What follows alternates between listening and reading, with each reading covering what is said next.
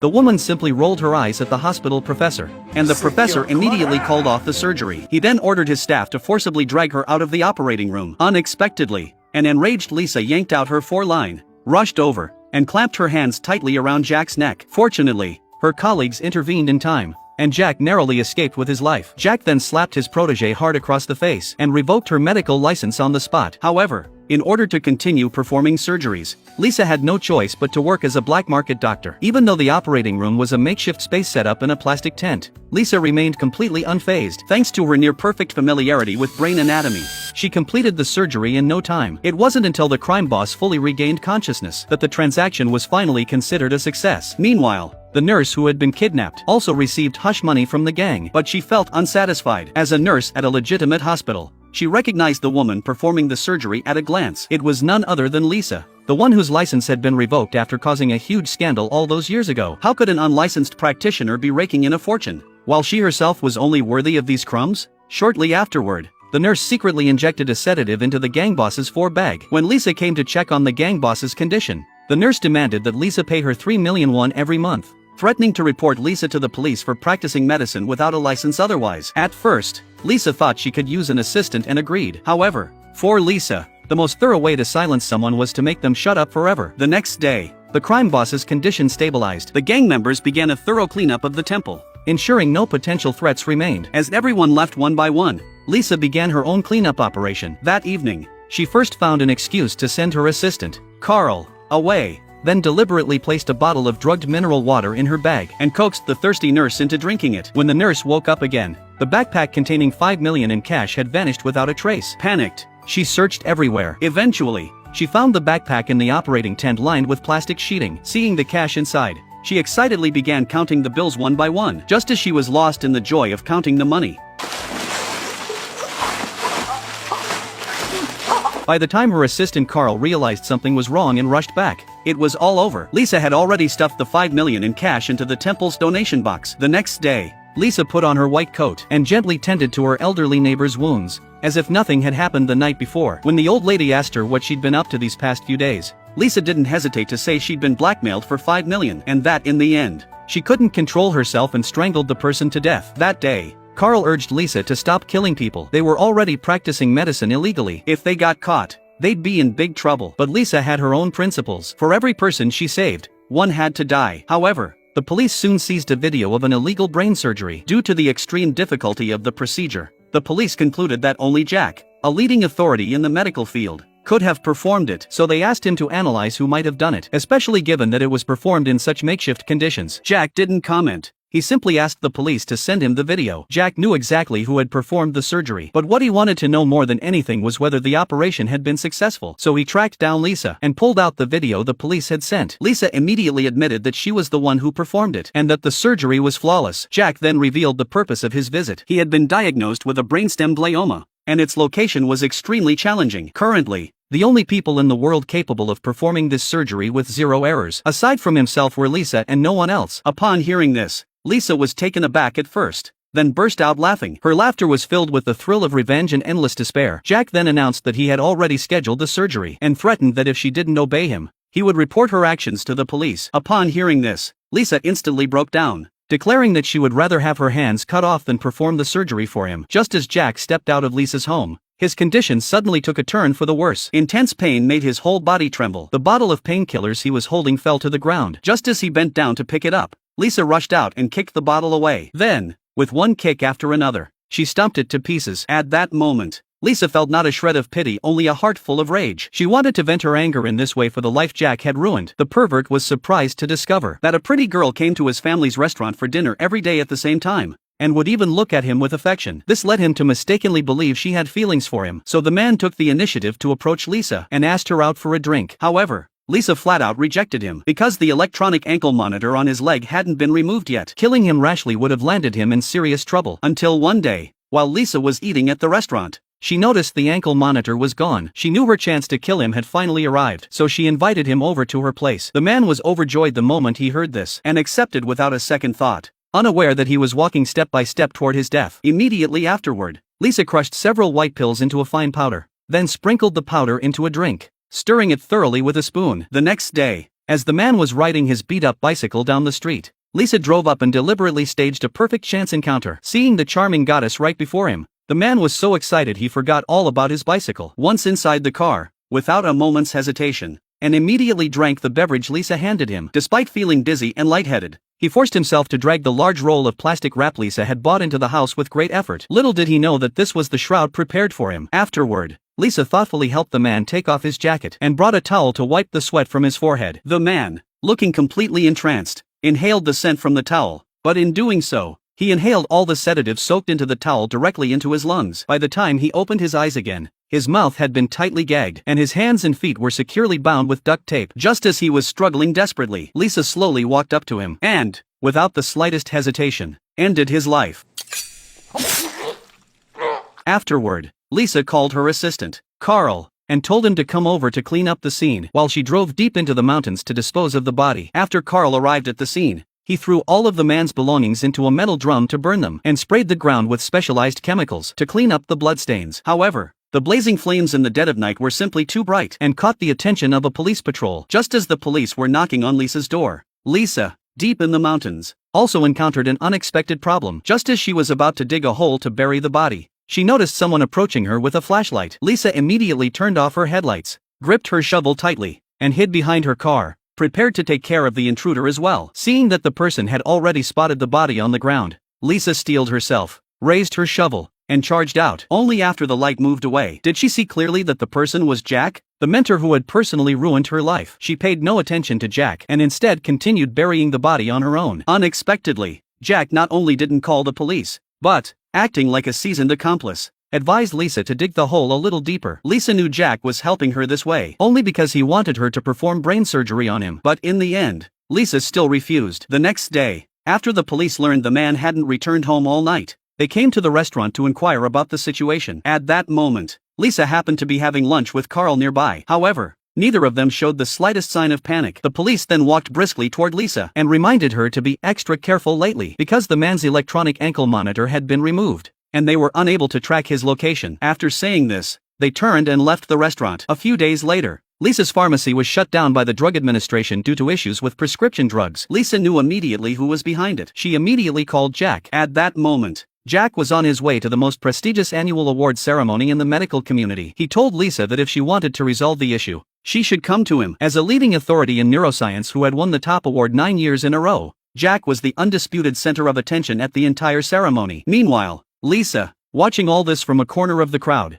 felt her jealousy and resentment reaching a breaking point. However, a golden opportunity soon presented itself to Lisa. In the restroom, overhearing a conversation among several reporters, she learned that Anna, the event's organizer, was at her wit's end because her son was suffering from a brain glioma. The surgery was extremely high risk, and no one dared to take on the case. Everyone had pinned their hopes on Jack. Lisa keenly sensed an opportunity for revenge. That very night, she knocked on Anna's door. She plugged a USB drive into the TV and played a video of herself performing surgery on a patient with a similar condition. Lisa demanded that Jack's medical award for this year be revoked so that he would be thoroughly humiliated at the gala, in exchange for which she would perform the surgery on Anna's son. Upon hearing this, Anna immediately kicked Lisa out without a word. However, as a mother, Anna ultimately couldn't resist the temptation to save her son's life. At the dinner, she tentatively asked Jack about Lisa's medical skills. However, even though Jack knew Lisa was scheming against him behind his back, he spoke very highly of her medical skills, noting that she had never had a single failed surgery. Jack's words immediately solidified Anna's resolve. That very night, she found Lisa and agreed to the surgery. The award ceremony began at the exact moment the surgery started. The entire audience was waiting for Jack to walk onto the stage to accept his 10th trophy. However, just as the surgery reached a critical moment, a crisis suddenly erupted. The operating room instantly descended into chaos. When Anna rushed in and saw blood everywhere on the floor, she was so terrified she could barely breathe. But Lisa remained as steady as a rock, her gaze unwavering. Her hands moved without the slightest hesitation as she engaged in a life-and-death struggle with the Grim Reaper. Meanwhile, at the awards ceremony, the audience erupted in an uproar when the name announced was not Jack's. Yet Jack, sitting in the audience, remained expressionless and even led the applause. At that moment, Anna and her team quietly entered the venue. Her uncontrollable smile revealed the surgery's success. Lisa looked at Jack with a smug expression. She expected to see his disappointment and anger, but Jack was unusually calm. The patient was about to undergo craniotomy surgery, but the lead surgeon was his enemy. All it would take was the slightest tremor of his hand to stage a medical malpractice and kill the patient. But that day, his apprentice sensed something was off. Ever since his old friend had asked him to assist with the surgery, the man who was usually stern and unsmiling had been laughing nonstop every day. To others, it might have looked like they were getting along great, but Lisa knew that his unusual behavior clearly meant he was hiding something. So Lisa spent the entire night piecing things together and came to suspect that Jack might be planning to kill his old friend. At first, she didn't want to believe it,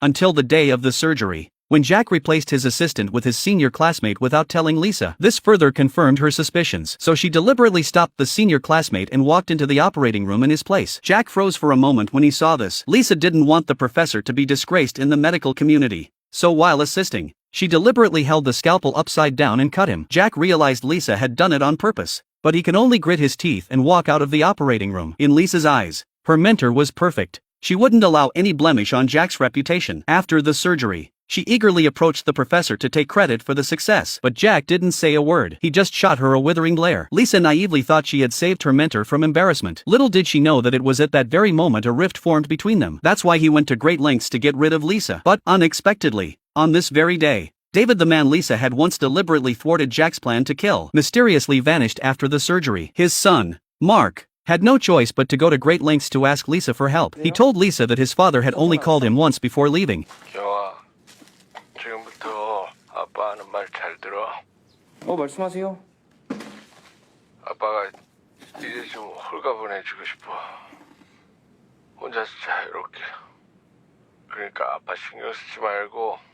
So the two of them searched everywhere for clues. Finally, they arrived at an abandoned mental hospital, the last place David had been seen. However, when asked about David's whereabouts, the caretaker's answers were full of holes. Desperate to find his father, Mark got into a physical altercation, causing the caretaker to cut his palm. Lisa managed to pull the two apart with great difficulty, but while treating the caretaker's wound, she was shocked to discover that he was wearing David's custom-made ring on his finger. It turned out that the greedy caretaker had snatched the ring from David while he was unconscious. Coincidentally, Mark walked in and overheard their conversation. Losing control, he grabbed the caretaker, determined to get to the bottom of it. Unexpectedly, the two men, still locked in a struggle, both fell off a cliff into the pouring rain. Lisa's good intentions backfired. The very scenario she dreaded most had come to pass. By the time they arrived at the hospital, the manager was already dead, while Mark, though he narrowly escaped with his life, was left in a vegetative state. Overcome with guilt, Lisa blamed Jack for everything. Furious, she stormed straight into Jack's office and threw the ring on the desk, eager to confront him,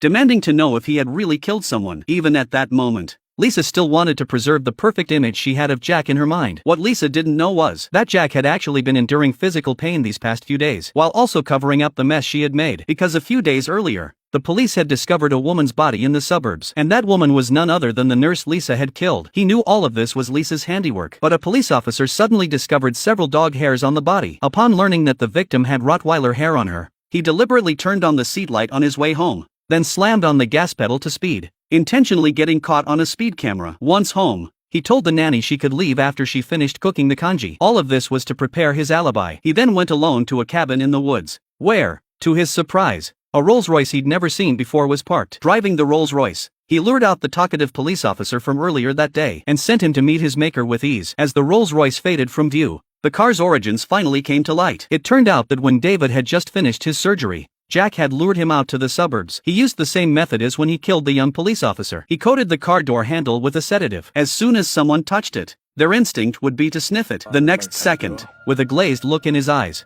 he fumbled for his phone and dialed a farewell call to his son. 이제 좀 홀가분해지고 싶어. 혼자서 자유롭게. 그러니까 아빠 신경 쓰지 말고 공부 열심히 해.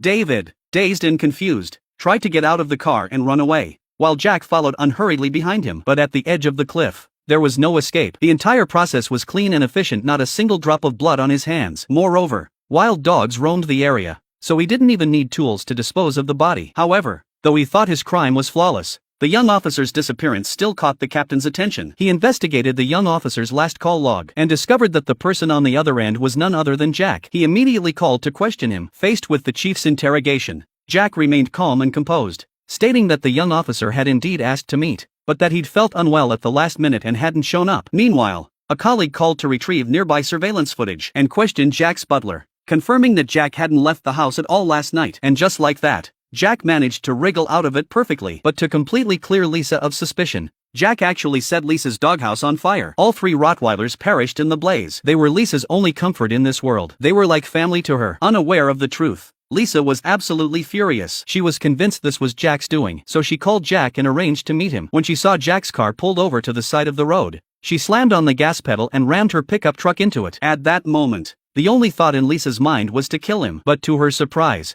Jack slowly got out of the car and stood calmly in front of it, even lighting a cigarette with composure. Staring at this sworn enemy standing before her, Lisa slammed on the gas pedal again and charged at him. In the end, Lisa still couldn't bring herself to do it. She remained deeply immersed in the grief of her dog's passing, unable to move on for a long time. Meanwhile, the sheriff contacted the black market broker who had provided the video of the illegal surgery. He promised the broker that as long as he provided some information, he wouldn't be held accountable. Jack had already anticipated this. He called John to test the waters. Sure enough, the man had already guessed about the young nurse's death. Jack successfully intervened to prevent the two from meeting. John could tell Jack was desperately trying to clean up the mess for Lisa. He suspected there must be something more than just a professional relationship between them. Having found Jack's weak spot, John decided to make the most of it. The next day, John approached Lisa with a new proposal for collaboration. But Lisa already knew what a two-faced person he was and didn't want anything more to do with him. But as luck would have it, the loan shark Lisa had borrowed money from to pay for college was none other than him. With interest piling up, the debt had now ballooned to 100 million won. So whether she did it or not wasn't entirely up to Lisa. This time, the surgery was scheduled to take place on a cruise ship. The patient's identity was unknown. But besides Lisa,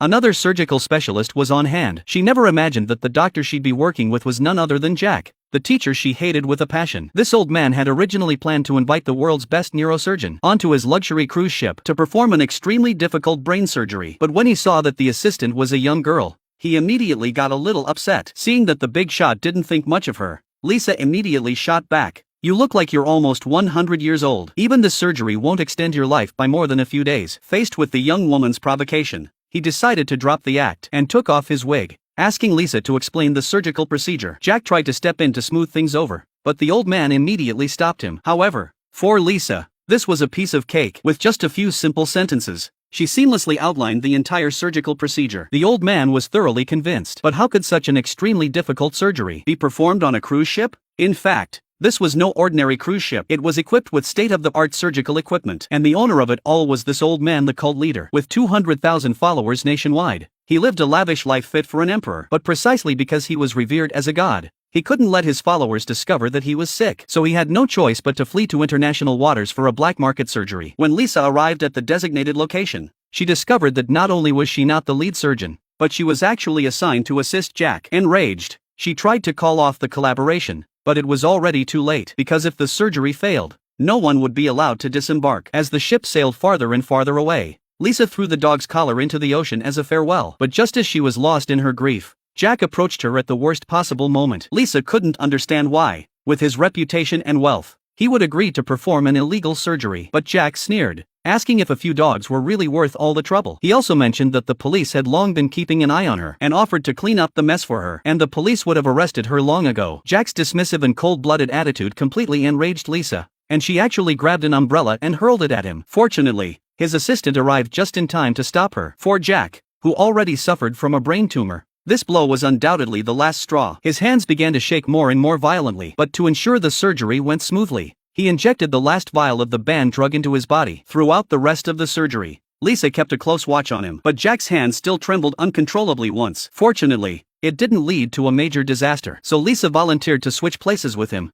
because if the surgery failed, likely no one would make it off the ship alive. But Jack flatly refused. This was his final act of stubbornness as a teacher. He didn't want to show weakness in front of his most accomplished student, nor did he want to miss this long-awaited opportunity to operate alongside her. Looking at the teacher before her, Lisa felt both a sense of familiarity and strangeness. In the end, the surgery was completed successfully. Dawn was just breaking. Lisa, who had been harboring resentment the night before, finally opened up to Jack, telling him that the happiest moments were when she operated alongside him back then. At that moment, both teacher and student opened their hearts to each other, as if old friends who hadn't seen each other in years were confiding in one another. For the first time, Lisa bowed deeply to her mentor. In that instant, it seemed as though all the grievances and resentments of the past few years had vanished. But Lisa didn't yet know that this mentor, who appeared so cold on the surface, actually cared for her deeply, right down to his very bones. Whenever he saw news about Lisa, he couldn't help but smile. Moreover, the first time Jack had ever taken a life was actually for Lisa's sake. It turned out that David had set his sights on Lisa's exceptional medical skills and planned to take her away by sending her abroad for further study, intending to turn Lisa into a tool for making money, and anyone who went to be with him ultimately either went mad or was ruined. But how could he bear to let his beloved protege, whom he had nurtured with such care, be destroyed by him like that? So at the time, he didn't give Lisa the spot, which was actually his way of protecting her. Later, to ensure Lisa wouldn't be hounded, he took the risk of killing his old classmate, secretly protecting Lisa with everything he had. However, as soon as they stepped off the boat, John received a call from Police Captain James. Tempted by the bounty, he betrayed their agreement without hesitation. He pretended to take Lisa out to celebrate, but in reality, he led them straight into a police trap. But Lisa sensed something was wrong. She feigned a headache to send her assistant out to buy medicine, then slipped away from John's sight when he wasn't looking. After John successfully met up with the police, he discovered that Lisa was gone. After searching for a while, Lisa suddenly reappeared. It turned out that by this point, Lisa had already decided to kill him. She was preparing to lead John to a secluded spot to kill him. Completely baffled, he signaled to the police officers behind him to follow quickly. But just then, Lisa suddenly received a call from a former colleague, who told her that Jack didn't have much time left. Lisa froze in place as if struck by lightning. Before she could even react, a familiar figure brushed past her. Like a ghost in the bustling city, he wrapped an arm around John's shoulder and slipped into an alley. When she turned to look, John was already hunched over, unable to straighten his back, while the teacher beside him was struggling to drag him along, looking at the bloodstains on the ground and the two figures disappearing into the darkness. At that moment, Lisa finally understood everything. It turned out that the teacher she hated most had actually been secretly covering for her all along. With the police closing in, the assistant hurriedly pulled Lisa away. As the two hid in another alley, Lisa received a text message from Jack. He had already prepared a getaway car for her, along with interchangeable license plates and a large sum of cash. But at that moment, Lisa had put her own life and death out of her mind. She had to know just how much her teacher's condition had deteriorated. It wasn't until her brother sent her the brain scan that she realized the situation was far more serious than he had described. To stay alive, Jack had been using banned drugs all along. Lisa knew this surgery was practically an impossible task, but she still decided she had to give it a try. Before that, she asked Jack once more to confirm whether he had actually killed David. This was the first time the mentor and apprentice had spoken without arguing since their falling out. It was as if they had both returned to the early days of their relationship. Lisa had already arranged for an operating room through a friend. She planned to begin the surgery as soon as everything was ready. But, unexpectedly, John's death caused a huge uproar. The killer used only a small scalpel, stabbing it precisely into the spleen between the ribs, a move that required precise control of the force while preventing massive blood loss. Clearly, the killer must have been a master deeply versed in surgical techniques. The case hit a dead end for a time, but no one knew that James, Jack's longtime friend,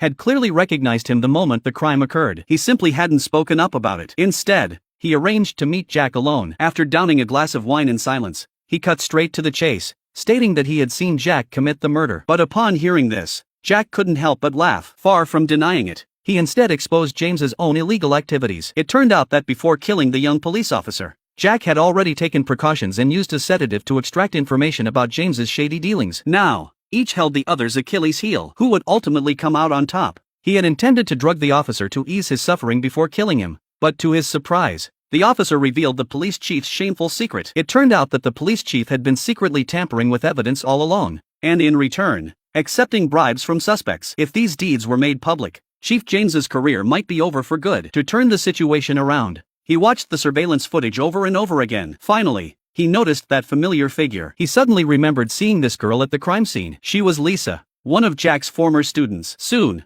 Lisa was summoned to the police station. He pulled out a case file that clearly stated Lisa had once tried to strangle Jack with an 4-tube, after which Jack had revoked her medical license. So all those black market surgeries were Lisa's doing, not Jack's. Now that the captain had pieced together the entire sequence of events, Lisa could only feign composure. Fortunately, there was no evidence against her at the moment, so they had no choice but to let her go for now. Lisa immediately called Jack to tell him that everything was ready for the surgery. Little did she know that Jack had no intention of performing the procedure at all. However, he had learned that James had set his sights on Lisa. To clear Lisa of all suspicion once and for all, that very night, he lured James to his secret warehouse. As soon as the captain walked in, he saw a freezer chain shut. When he opened it, he found the young police officer's body inside. Just then, a recording of the young officer identifying James began playing from the table, and Jack slowly emerged from the darkness. Strangely, he didn't use the recording to threaten James. Instead, he took full responsibility for the murders of John, the young police officer, and even the young nurse. He completely exonerated Lisa and shouldered all the blame himself. Meanwhile,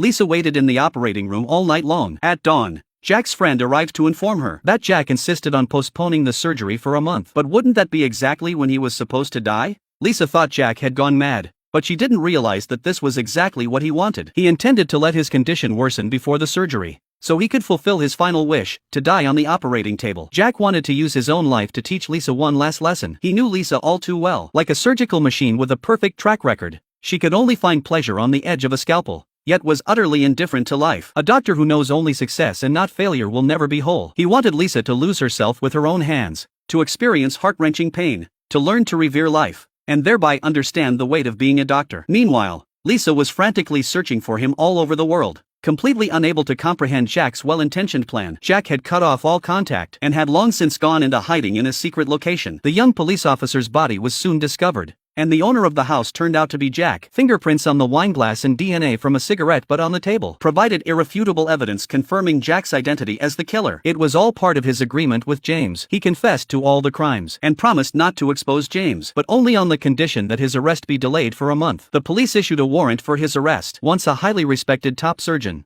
he had now become a fugitive suspected of murder. Lisa completely lost it. Finally, she remembered the mob boss whose life she had once saved, so she asked him to help track him down. The mob boss pulled every string he had, and sure enough, they tracked down Jack's location. But Lisa didn't go there herself. Instead, she sent her assistant to pick him up. He didn't want Jack to take the fall for him, so she went to confront James in person. But the sheriff told her that Jack had confessed to everything and that he would arrest him in a month. By then, Jack might already be dead on the operating table. However, Lisa firmly declared that she would definitely save her mentor. Seeing Lisa's confident demeanor, James felt that Jack might actually be saved and then expose his own dirty secrets. Amid their intense standoff, Lisa's threats completely enraged him. Just as Lisa was about to leave, the captain was suddenly overcome with murderous intent and drove his car straight into her. He dragged Lisa out of the car and stomped hard on her hand. If he broke even one of her fingers, the surgery would have to be abandoned. Seeing the dire situation, the assistant scrambled out of the car and shielded Lisa with his body. Hearing the assistant's agonized screams, Lisa's gaze gradually turned fierce. She then pulled out her trusty knife and delivered another clean, decisive blow that ended his life. Upon learning that James had been killed, Jack could no longer hide. He had no choice but to temporarily abandon his plan and immediately drove over. Facing the gruesome scene and the trunk overflowing with blood, he immediately used a handkerchief to retrieve the car keys. The very thing he dreaded most had happened. With no other choice, Lisa could only turn to her teacher for help. And this was the first time Lisa had ever shown vulnerability to her teacher. At that moment, both of them finally let down their guards and honestly revealed their truest selves to one another. Lisa wanted nothing for herself. She just wanted her teacher to live a good life. But Jack still insisted on having the surgery in a month. Seeing that further persuasion was useless, Lisa prepared to forcibly take him away. But Jack was even more stubborn than she was. He struck her with a stick, knocking her out. He then took out a cell phone and slowly walked away. Finally, he dragged James's body along and drove off in his car. This was the last time Jack cleaned up after Lisa. A month later, Lisa finally received a call from the teacher. The two met in the operating room as planned. By now, the teacher was on his deathbed. He mustered all his strength to shake Lisa's hand and say goodbye. But Lisa didn't reach out to him. Lisa remained absolutely certain that this surgery wouldn't fail and couldn't fail. Time flew by, and half a year had passed. It turned out that Lisa's 3 Rottweilers hadn't been burned to death after all. Instead, Jack's assistant had secretly hidden them away. Today, the assistant had also brought in a new job that required Lisa to handle personally. The surgery would once again take place in a clandestine underground location, but this time, she would no longer be fighting alone. Someone had joined the underworld circle she had once looked down upon. It seemed that, in the end, Lisa had won that battle after all.